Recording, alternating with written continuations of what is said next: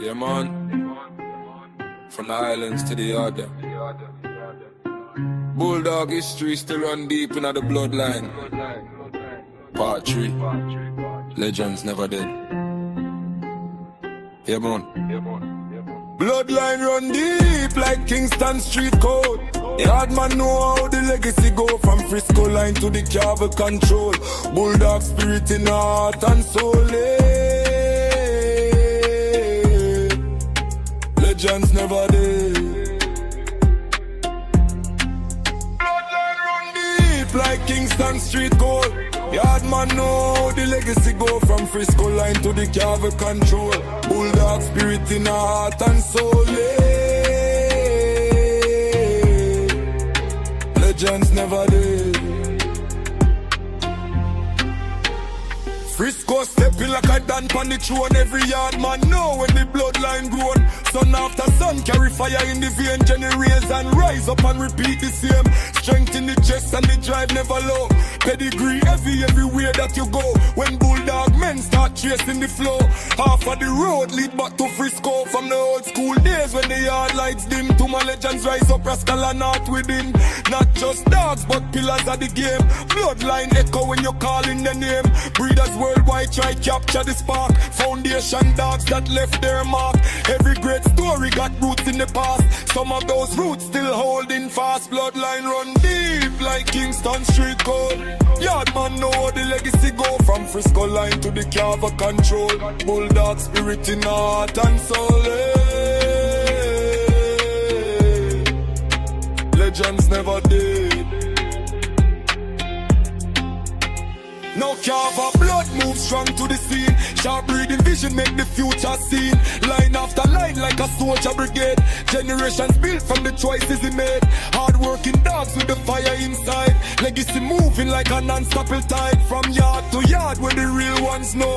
Carver name still make respect grow. Them bold double up, condemning of fame. Another strong chapter in the bulldog game. Careful breathing with the eyes on the price paid. Them dogs are the history of brick died from southern yards. Where the story start, bulldog dogs. Show strength for love and another branch. In the bulldog tree, growing worldwide for the world to see. From Colby's dime when the spark ignite, to the bow power in the early fight. Through red boy jeep, Chinaman line. History marching through space and time. Them Bolio Eli legends arise. Tombstone shadow with the steel cool eyes. Now Frisco dynasty still stand tall. Bulldog history connect them all. Yard man no. It's more than dogs. It's a legacy. Bulldog history forever. My job's ever good.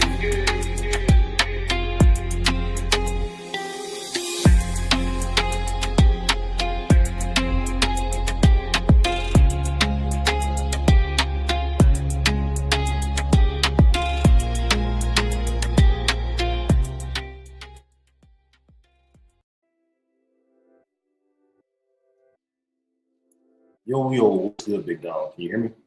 Can you hear me? Can you hear me? Can you hear me? Yeah, man, what's good, everybody?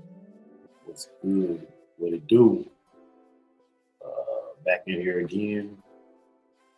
And yeah, man, just get my level set. This is not no decaf. This is something new I decided I wanted to do, so I'm gonna do it. And well, I thought I was gonna do it. Hold tight.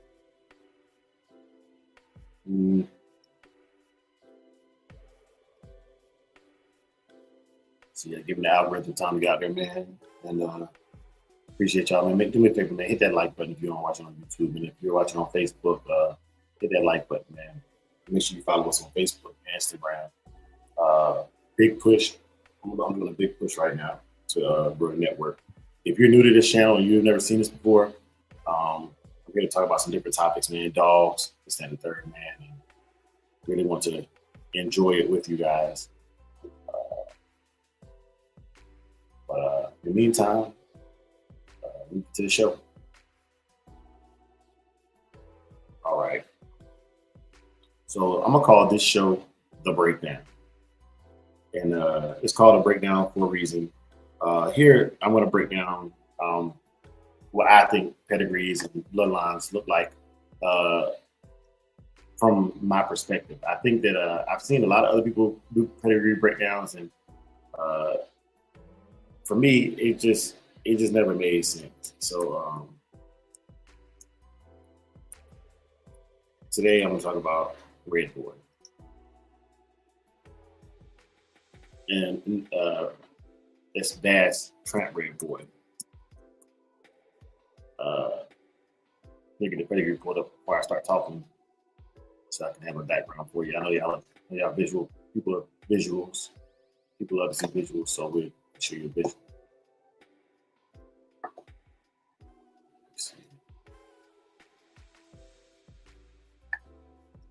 Okay.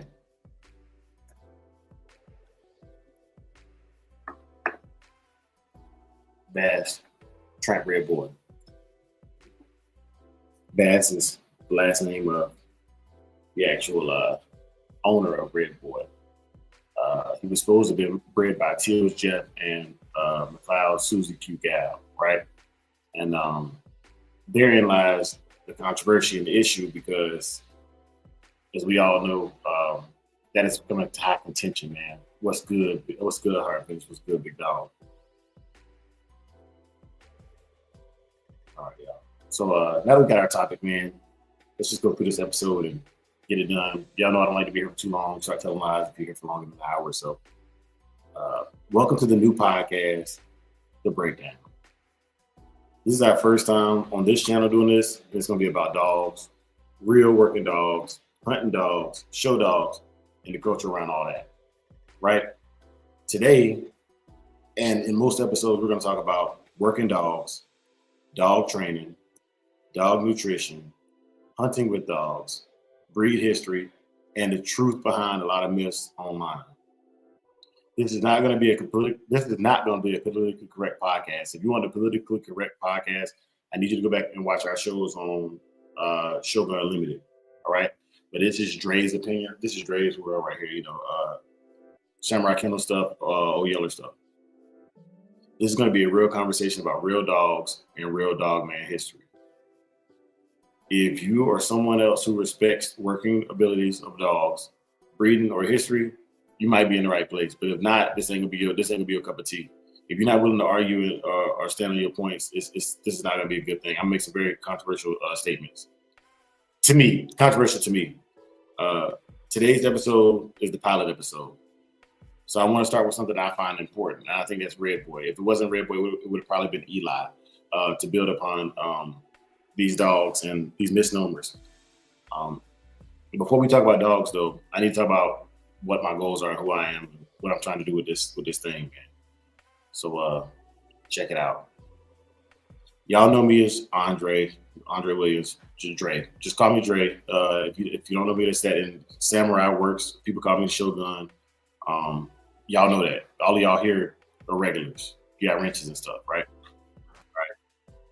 Somebody who's always been fascinated with animals, dogs. I do like falcons. I do like other animals as well. But I'll talk about that. And not just as pet, but the dogs that were bred for purpose. Dogs that have jobs, dogs that have drive, intelligence, and grit. And over time, I started realizing it's like interesting to me. There are two worlds in the dog community. You have the show world and the working world. And it's at that merger between the two that I see a lot of the issues that transpire today. RBG was good. The working world. I don't know, man. Anyways, to my notes. The show world focuses on appearance, structure, breed standards, and presentation. But the working world focuses on something completely different. It focuses on performance.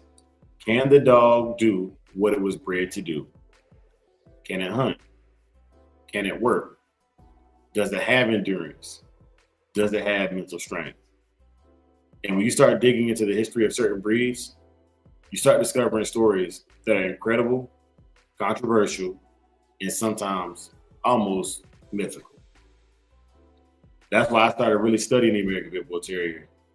Not the internet version, not the stereotype version, not even the historical dog, but the dog that I see in front of me.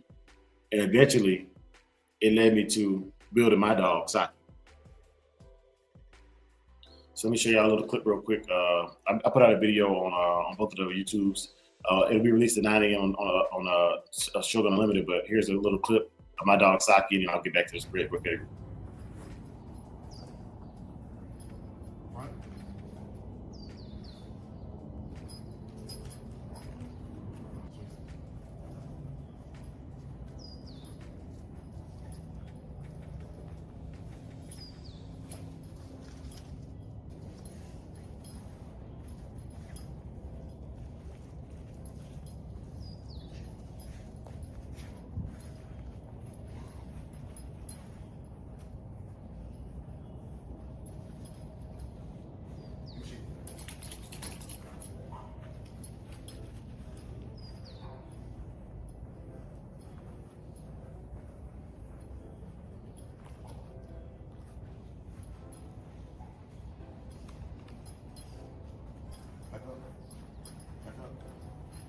Forward, turn, good, wait, back up,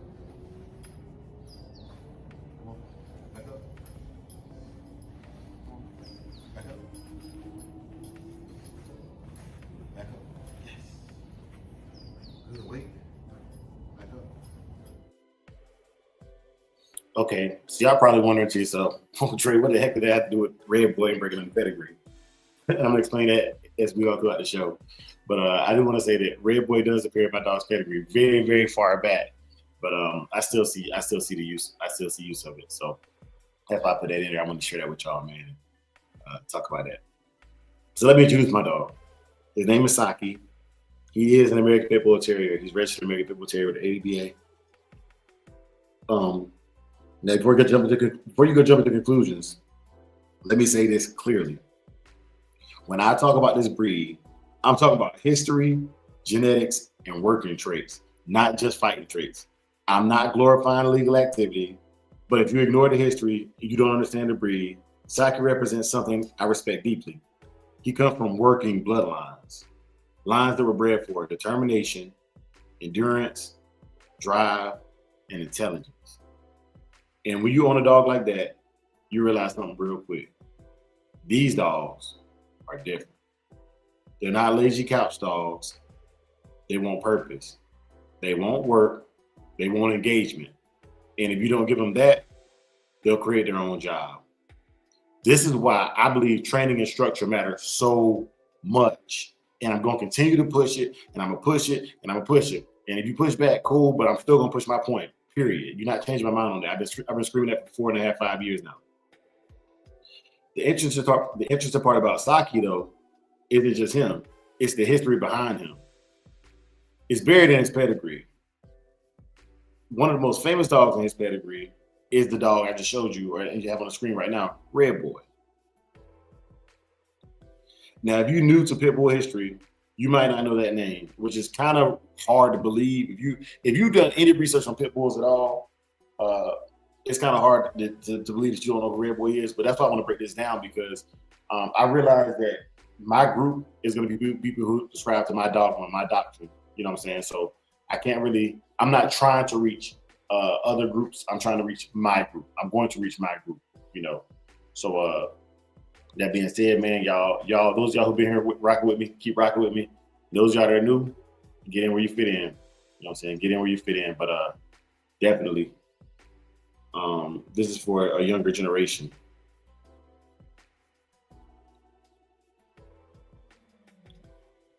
Now, Red Boy is legendary, not because of looks, not because of size, but because of gameness, heart. Red Boy became famous for something that dog men talk about constantly: his ability to keep going, his tenacity, his refusal to quit. But that's where the story gets interesting. Red Boy's background is complicated. Some say his pedigree wasn't fully documented. Some parts of it were lost. Some say parts of it were intentionally hidden.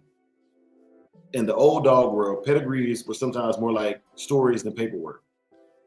So while we know Red Boy was influential, there's still debate about where exactly he came from genetically. But what we do know is this: his bloodline became one of the most important, respected lines in the working dog community. Because when breeders saw his offspring, they saw the same traits that appear again and again and again. Message: drive, wind, heart, and the ability to keep pushing when other dogs would stop. And over time, the Red Boy line became one of the pillars of the breed. So when I looked at Saki's pedigree and I saw that name, I knew there was a history behind my dog, a history that matters to me, because good dogs don't happen by accident. They're the result of generations of selective breeding and a culling process. Why should the pedigree matter at all, y'all? Genuinely. So the thing that I like is about Red Boy is, regardless of how and why he is what he is, he reproduced himself consistently. That's what I like. These are, even like how they say like the stories, man. You know what I'm saying? Like I've always told y'all, man, stories are what matter to me. Everybody be lying, man. I'll finish this. I'm really profound. I want to read this to y'all. He said, some say he's off Till's tip. Some say he was bred by a black man down the road from Till. I don't know. You know what I'm saying? And we'll never know. Because like, even if the truth came out, it's so convoluted, who gonna believe it? This is why narratives matter so much, man. This is why narratives matter so much. This is why people be defending and be like, I don't even know why you waste your time defending, because if you don't tell your story, somebody else won't tell it. Just like if you don't spend your money, somebody else got to plan for your money. Anything worth having is worth defending.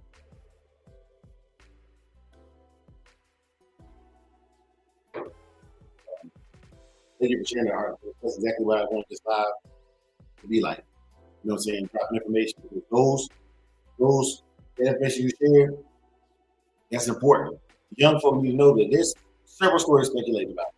They said that the pedigree was inverted before, where the mom's side of the family, the dam, was actually should have been on the sire side, one of her male counterparts, and vice versa. To feel chef. So I don't know. You don't know. I don't really care. For me, I don't really care beyond Red Boy, behind him. Because at that point, whatever cross they put together, the offspring were able to produce more like-minded or more like individuals. Some people might even ask, why do these pedigrees matter so much? And the answer is simple. A pedigree is basically a genetic roadmap. It's supposed to tell you what traits might appear, what tendencies might show up, what kind of drive the dog might have. Think about it like athletes. If two Olympic sprinters have a kid, there's a good chance that kid might have natural speed. Genetics do matter, and dogs are the same way. If generations of dogs were bred for hunting, endurance, or working ability, those traits do not just disappear. They stay in the blood. And here's an educational tip for anybody who's watching this who's never been involved or heard of the underground world of dogfighting. The same way that we talk about the sprinter being a sprinter, if you have two good fighters and or two what we call game dogs, animals that will not quit like Red Boy, the chances of you getting an offspring like that are higher than just breeding two random animals together. Okay? This is not to encourage you or to educate anybody on how to build a fighting animal. I'm simply talking about how genetics might appear, and specifically with the history of this breed. If you ignore that, you trip. Now, the problem today is that a lot of these breeds have drifted away from their original purpose. Some breeds are now mostly bred for their appearance instead of ability. And that's something I want to explore in this podcast. My big question is, can we preserve working ability while respecting the breed? That's the question that I'm putting in the chat, y'all.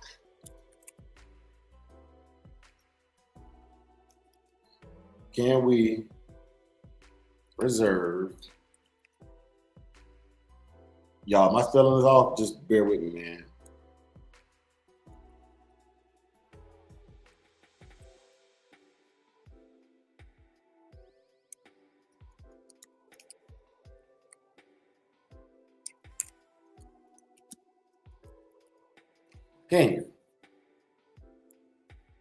Can you preserve working ability while respecting the breed?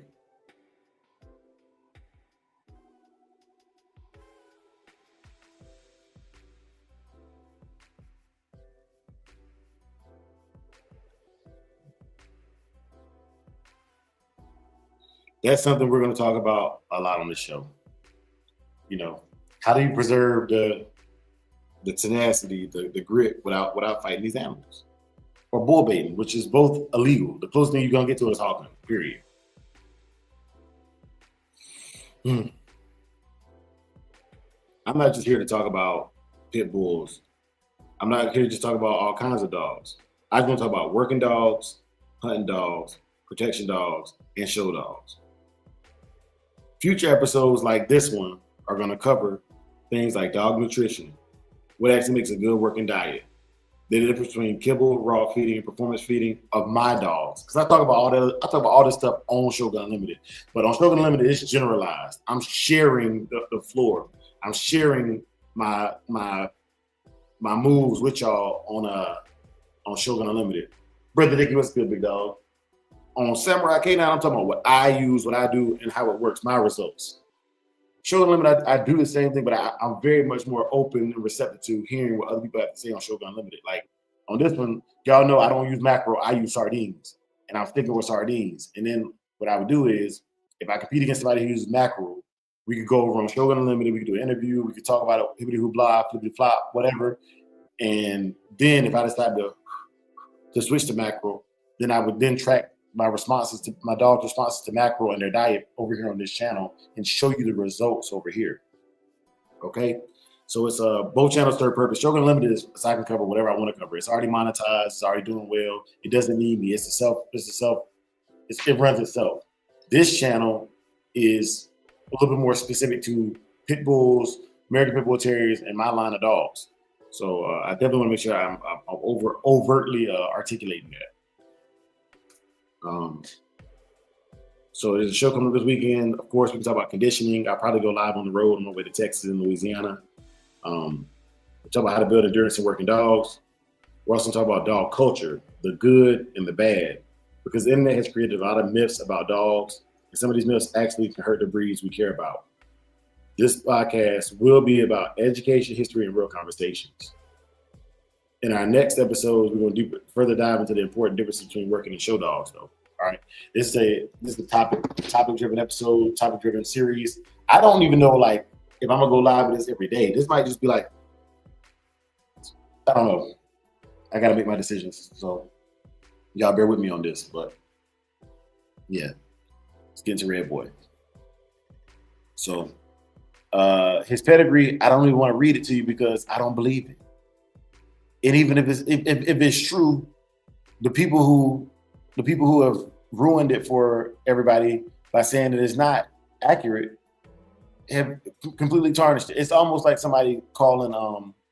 You ever seen when somebody falsely accuses an individual of child molestation or something like that? And mind you, even if you didn't do it, it's always gonna be associated with your name. It's always gonna tarnish your legacy. And that's why, like with the lies, man, that's why I believe so heavily on documenting what our dogs do, sharing it with the public to the best of our ability. It's if you don't, somebody else will. If you don't do it, somebody else will, and it sucks, bro. It sucks because you can't you can't undo it. You know what I'm saying? You can't undo the damage. The damage is done. So I implore you to get to know your dogs, man. Tony was good, man. But yeah, so let's talk about Red Boy. I can't talk about what's behind the dog. I wasn't there. I don't know, and I would just be speculating. I like to play. I like to play in the realm of what I think I know, or what I believe I know. So first, I do believe, and I have been taught since before I jumped off the porch and got on the internet, that Red Boy dogs are known for wind and gameness. They can be known to have light mouth, but it's not. Then all Red Boy dogs are not light in the mouth. I guess it's something that was just noticed back when they were doing their thug-thizo in ways that mouth could be tested in that manner. Or maybe they had decent mouth, but their other qualities outshined it so drastically that you didn't realize how much mouth the dog actually possessed. Because I'm gonna be honest with you, the Red Boy dogs I've seen, I don't even know if they had less mouth than the Eli dogs. I just think they were more worried about other things. They were really fixated. They were fixated more on other things. But as far as my pedigree and why I get so excited about seeing my pedigree is this. If you don't know, like as you see in the video, I train dogs. I like to compete. I like to do physical work with my dogs, and I like to do dog training with my dogs. That's the thing that I'm interested in, right? And because of those things, having a dog that has drive, that is not going to quit on me when I'm in the middle of a training session or on a slap meal session, is extremely important to me. If I want to go for a run, I don't want a dog that's going to lay down midway through my run and quit. So having Red Boy in the mix is a must for me personally. I talk a lot of crap about Red Boy dogs, but I believe, and with the results I've had from every dog that has had a decent percentage of Red Boy, coming down either through the MIM stuff, the cruise stuff, even the Tance Yellow stuff. I give it a hard time. But Tance Yellow runs through the veins of my dog right here, and I genuinely believe like their Red Boy stuff is what does that. I don't think it's the Bolio. I definitely don't think it's the Eli, because the dogs I've had that didn't have the Red Boy in there was a certain level of drive that I didn't see, even in the Bolio dogs. And we'll talk about Bolio and Eli on separate episodes, but I'm talking about Red Boy traits in my bloodline, in my pedigree that I think are there. One of the things that I think is lacking in my dogs from Red Boy dogs is my dogs are not yappy. They don't get super hyped to see other dogs like some of the heavier bred Red Boy dogs that I've seen, specifically Red Boy Jocko or Red Boy Jocko Bolio Tombstone dogs. My dogs are very, very, very balanced, but that's because they're not even eighth Red Boy like in its entirety. It's just there, right? And the offspring of Red Boy are there. Like I said, Tance Yellow is a Red Boy Jocko dog himself. My dogs even have Mayday on the bottom side. They even have a little bit of Mayday in there, which has Red Boy Jocko Tombstone. But the right amount.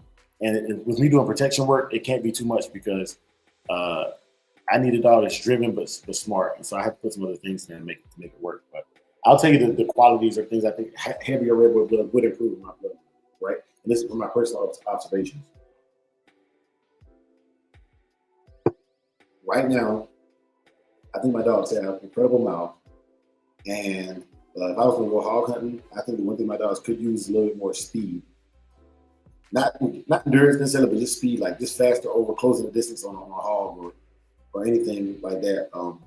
They're quick. They're faster than a person, but they're not dog quick, if that makes sense. Like I've seen some Red Boy dogs that they run their chain spot all day, and like if they get off the chain and they want to get on something, they can catch it relatively fast.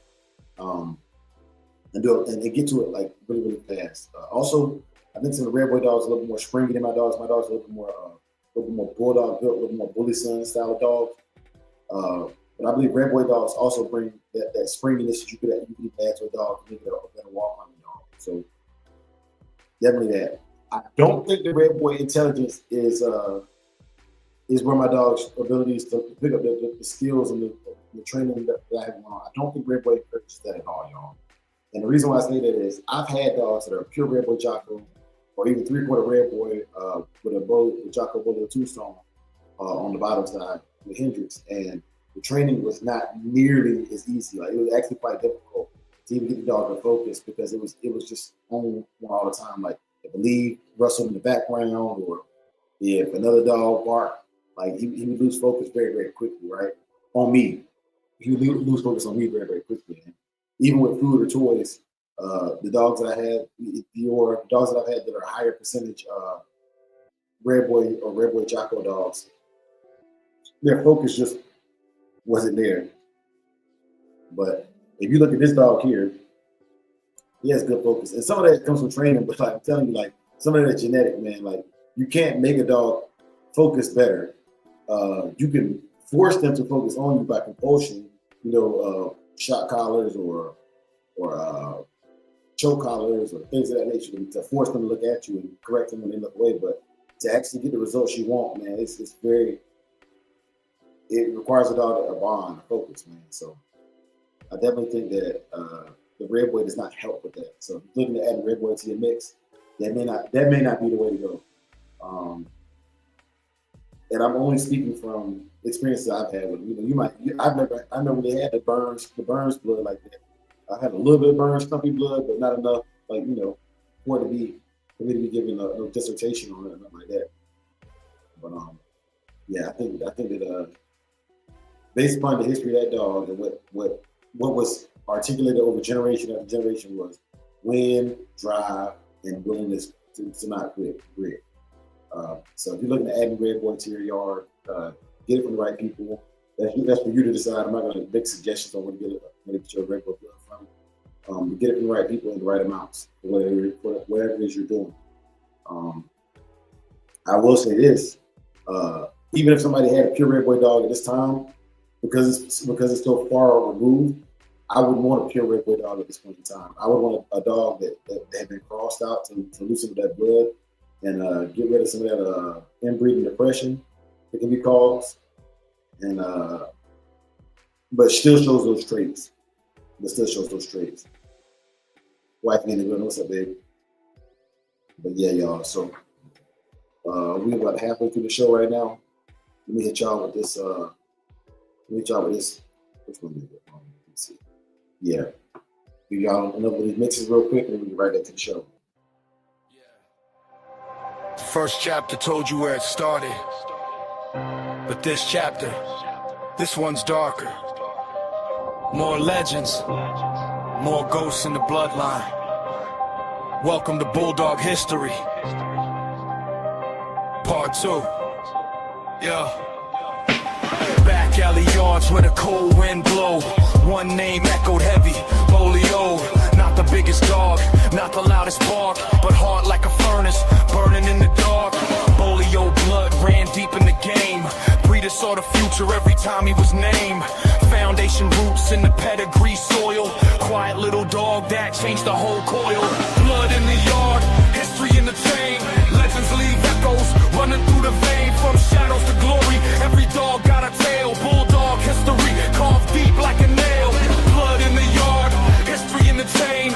Legends leave echoes running through the vein. From shadows to glory, every dog got a tail. Bulldog history carved deep like a nail. Then came Eli, storming the bloodline rain. Hard mouth legend that shook the whole game. A lot dogs came rough, came strong, came fast. Pressure so heavy, most rivals wouldn't last. Generations later, still carrying his name. Breeders chasing echoes, trying to capture the flame. When the pedigree scroll like an old prophecy, somewhere in the mix you'll find D. Lee. Now step through the fog where the old yard's grown. There stood a dog they called Tom Stone. Name like death, carved cold in the slate. Presence alone made the air feel weight. Hard times, hard dogs in a hard man's land. Only the real ones would understand. Another shadow in the bulldog zone. A piece of the myth they call Tom Stone. Blood in the yard, history in the chain. Legends leave echoes running through the vein. From shadows to glory, every dog got a tail. Bulldog history carved deep like a nail. Blood in the yard, history in the chain. Legends leave echoes running through the vein. From shadows to glory, every dog got a tail. Bulldog history carved deep like a nail. Then the wind changed directions, one night slow. A storm rolled in and his name was Zebo. Compact power like thunder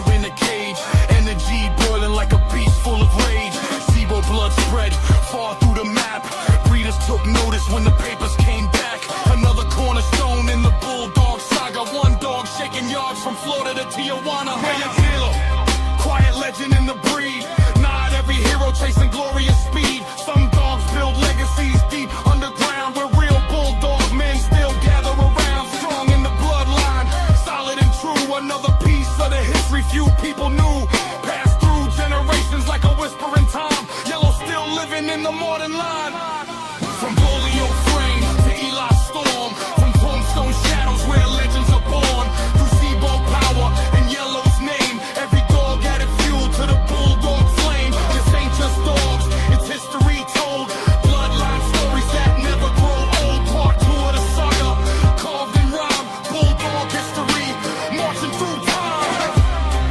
Every pedigree, every yard, every name is another chapter in the bulldog flame.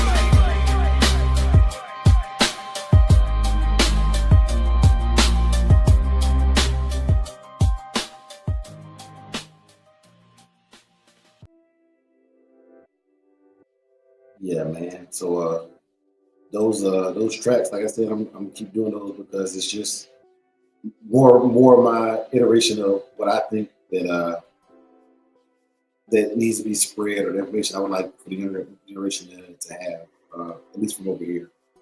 And you know, that one covers Zebo, Bolio, Yellow. I'll keep doing those, you know, because Queen of Hearts hasn't been covered yet. Honey Bunch, I ain't talking about Honey Bunch yet, none of these or whatever. You know, my thoughts are just like little snippets to put information out there in a different way, as opposed to me just talking about it. You know, making some music about it, and something that you could, you know, walking your dog to, and you know, I'm gonna put on this track and great. Walk my dog to it, listen to it, and, you know, hear what rhetoric is being spread through the songs. So different way to educate, man. Just different way to educate. But I thought it would be a great thing. You know, my brother does his workout things on Sugar Unlimited in the mornings. He does his workout thing, and you know, some of the music on there is copyrighted, so we're making our own music. It's not copyrighted by anybody but us. And a lot of it you can find on Apple Music once we publish it. Like last year's stuff, you know, Old Yeller and Blood Don't Die, Built by the Yard, songs like that, man. It's actually on Apple Music. Like I can listen to it while I'm doing my PT test in the military. So I think that's really cool, and a really great opportunity for us to capitalize on utilizing music, not just to be good music, but to definitely educate people on what I think should be thought about the dogs. So live your life, dogs. Welcome, man. If you are getting here a little bit later, man. So today we're covering Red Boy, and I'm talking about like the different traits that I see in the Red Boy dog specifically. Standalone Red Boy, not cut or not crossed with the Jocko or Jeep or any other bloodlines. One thing I always bring up about Red Boy that I think is pretty interesting is for Red Boy, he was a 2-time winner of a dog-on-dog competition, and in that competition, in his second match, Red Boy actually was matched into a female, and I don't think people realize, like, this is one of the things that intrigued me so much. Not because I like the idea of a male dog with a female dog by any means. And nor do I encourage the gore or the graphic nature of dog fighting. It's not glorified. But this is already done, right? It's like I look at talking about this history, like talking about the first atom bomb being dropped, you know, on Nagasaki. Like it happened, you know what I'm saying? Like to this day, people are reeling from the effects of cancer from the first atomic bomb being dropped on Nagasaki and Hiroshima, right? Respectively. And being that it's already happened, you can reflect on it without glorifying. You know, I hope to God, especially with things with the way the world is going right now, I hope nobody else gets the bright idea to drop an atomic bomb, you know, or nuclear weapon. But since the one already happened, I'm going to speak on it. And that he said, Hartman said a sick dog and a female wasn't a good look at all. I agree, but I will say this, and this is where I think that the same trait that would make most people say I don't want a male dog that would scratch to a female in the first place. It's the same reason why I think that the line is being so well known for being notoriously game. And that's the fact that it's willing to scratch at all. It's anything at any time, right? once again, like I said, I'm not gonna say it was right or wrong. Like I personally don't match dogs and don't care to match dogs. But that type of drive, it has its place, even in other work, you know. But yeah, he was matched into a female named Dolly, and I think they were both catch weighted, if I'm not mistaken. So that was a big thing, you know. It was this male dog scratched just as hard into a female as he did into a male. You know what I'm saying? They say, you know, some people say equal rights, equal lefts, but in this situation right here, Red Boy actually meant it, and it became part of history, you know. And I think a lot of people would not have done that. So I don't even say that's a common practice. It's just it happened, and now we have a lot of dogs that is built upon the we use them quite often. You know, so no disrespect, but that's the I think that for whatever reason, it had to happen that way for us to get the products we have to. If you're not good with them, probably really don't care about that. If the idea of the history of how these, especially, I don't even know you're over here. I love the dog we have today. I don't care like the past. I love the dog that I have. I wouldn't say that any other female breeding group. That's what I'm trying to do. Breed the yellow line, my own stuff. You know, it's based on what the man and the dog put together. And that's how you get the credit for that. Or what makes the dog worthy of breeding is what you can accomplish with that dog that you have in your hands. Okay, hold on. Let me see if I can do this. Thanks, Tony.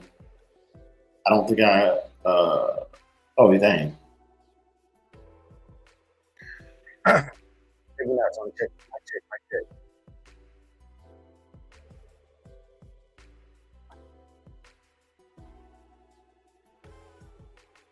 Yeah, I had the other mic adjusted, but I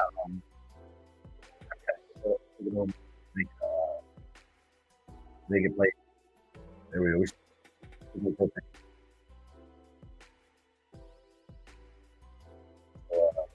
Red Boy scratching the dolly. The other thing I want to talk about is offspring, though. I thought it was pretty cool. Red Boy bred heavily on his daughters, man. Heavily on his daughters. As you see, like Carlos Red Feather, that's Red Boy daughter. Bass's cat, made Red Feather. I'll show you. Here's Marlo's Red Feather. All right. Red Boy is bred to his daughter. You can see right here. These are the type of breedings that have inspired me on Red Boy as far as the ability for the dog to offspring, you to breed back into himself. Like right here, it's a double bred. Feather is a double bred Red Boy dog. I talk about it all the time. Not only was he able to produce more like himself, he never do it consistently by being inbred himself. Females are bred off, right? So quality is overlooked. Dogs cannot do that. They literally maybe do one inbreeding, they have to go out. And more dogs have to go out off the yard for a while. Dogs that carry traits like may be the direction. Notice I say everything is may or might. There's no difference here because literally what I'm telling you today could be completely different for somebody else tomorrow simply because of how and where and what blood they're working with, right? Nothing here is meant to be a one-stop shop. It's just sharing my experiences with what I've had. For those of y'all who don't know, I've experienced Red Boy dogs of Texas, Louisiana, and North Carolina and South Carolina. I haven't experienced it anywhere else. So by that, okay, perfect. Thanks, Tony. But if you have experienced other things, man, like do me a favor.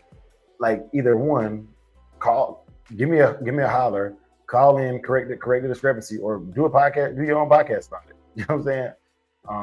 But yeah, like as far as I've seen, these are the traits and qualities that I've seen in Red Boy dogs and why I can use them. As far as training, the stuff I do, Red Boy alone is not it though. I'll just be real with you. I have a high level of respect for it just because my family has always had them. But and when I say family, I mean like extended family, like cousins, uncles, you know what I'm saying, family members. I grew up around Red Boy Jocko dogs all throughout the Carolinas. So that's something I want to make sure that y'all are tracking too. Like I'm kind of strict on those dogs and where I get them from because of the level of quality I saw prior to coming to the internet. And I think that a lot of people are more worried about just saying they have it than having a good quality stock of it. And that's a shame, really. But I think I'm beating a dead horse at this point, man. That's Red Boy, how it ties into my line. I'll be posting these shows as I decided to do them. They're kind of more of a pop-up. I don't want the responsibility that I had with No Decaf to try to come up with topics every morning. That was hard. You know what I'm saying? No Decaf is great. I may bring it back. It may not be in the same amounts, but this I can do this. I can do what we just did right now. I can do this every morning if I need to. No Decaf required a lot of research. There was a lot of work and time ever put into it, and I don't think the work that was put into No Decaf was appreciated the way I would like for it to have been appreciated, and it literally it was just draining, man. It was really just draining. To come up with topics, to communicate with people every day. Some days I just want to come on here and talk like I'm doing right now. And yeah, man, that was a lot. So working my way back into it, dealing with folks. I don't have the same level of patience I used to have. And rather than just be out here cussing folks out on the internet, I just take a break until I feel like talking to people. And then when I'm ready to talk, I talk, you know. But that's it, y'all. I appreciate everybody for coming through. Let me get me on the camera real quick so I can get y'all a description watchword. And then we end the show, man. So here we go, y'all. For those of y'all that pray, please stay and share with me. If not, you can leave. It's fine. But here we go. May the Lord watch between you and me while we are absent one from another. Amen. For the love of the dogs, for the love of the game. Peace.